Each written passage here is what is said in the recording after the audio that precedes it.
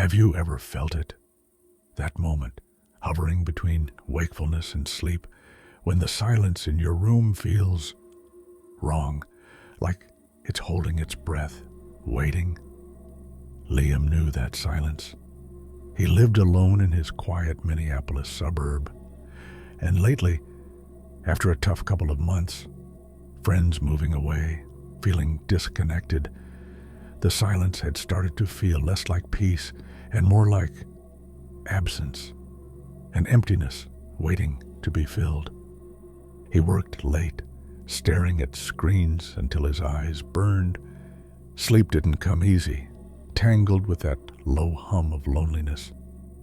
At first, it was just pressure, waking paralyzed, a crushing weight on his chest, unable to draw a full breath, eyes darting frantically in the dark. Just sleep paralysis, stress, he convinced himself. He Googled it frantically next morning, finding forums filled with similar stories, but also whispers of older explanations. Folklore, things like the Mare, an old Germanic legend, a creature that rides on the chests of sleepers, drawn to the vulnerable, bringing nightmares. He'd scoffed. Old wives' tales. Ridiculous, he said. His rational mind clung to stress, to exhaustion. But the second time, it was different. The weight was heavier, colder, and there was a smell, faint, like damp earth and something else. Something like old unwashed linen left too long in the dark. He fought against the paralysis, a silent scream trapped in his throat. When he finally gasped awake, heart pounding, the room was empty, but the cold spot lingered on his chest, and the silence felt thicker. He started dreading nightfall. He'd leave lights on, play music softly, anything to break the oppressive quiet of his suburban home. The third night, exhaustion won. He drifted off in his armchair, the TV muttering in the background. He woke instantly to the pressure, immediate and terrifying. It wasn't just weight anymore. It felt intentional. He couldn't move his head, but his eyes strained sideways. There was something there, a shifting knot of darkness beside his chair, just outside his direct line of sight. The smell was stronger now, decay and stale air, and a sound, a soft, dry clicking, like fingernails tapping on old wood, or perhaps insects skittering inside dry leaves. It seemed to emanate from the darkness beside him. No, get off. He tried to scream, but the voice never came out. Panic surged, pure animal terror. He strained with every ounce of will, trying to twitch a finger to make a sound. The pressure increased. It felt like long, thin fingers pressing down, pinning him.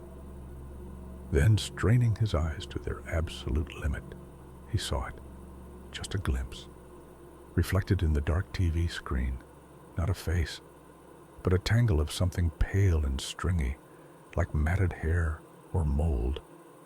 Below it, a suggestion of movement, impossibly thin limbs shifting. The clicking grew louder, closer to his ear, a dry, rasping rattle. It felt like it was leaning in. He was going to suffocate, crushed by something ancient and unseen, right there in his ordinary living room. And then, it was gone. The pressure vanished instantly. He gasped, sucking in air, scrambling out of the chair, heart hammering against his ribs like a trapped bird. The room was empty. The TV droned on. The faint smell lingered for a moment, then faded. Liam didn't sleep in that house again. He broke his lease, crammed his essentials into his car, and found a small apartment across town, desperate to leave whatever lingered there behind. Here's the chilling part. Have you ever had those nights where sleep just won't come? One restless hour bleeding into the next? Or woken from a dream so vivid, so unpleasant, that it leaves a bad taste in your mouth all morning? Maybe you dismiss it. Stress, bad pizza. But that deep silence, the one that feels like it's listening, the Mare thrives there. It finds the lonely, the worried, the ones whose minds are racing in the dark.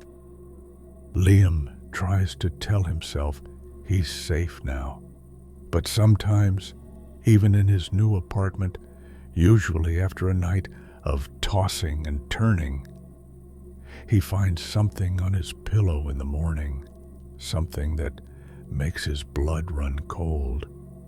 Just a single strand of long, pale, brittle hair, like something shed from old, decaying cloth. It's never his. You see, the thing about creatures like the Mare, it's not always bound to a place. Sometimes it just gets attached. So you have to wonder, did he really escape? Or does it just know where to find him now? And perhaps, more importantly, when the silence settles in your room tonight, what might be waiting for you to finally drift off?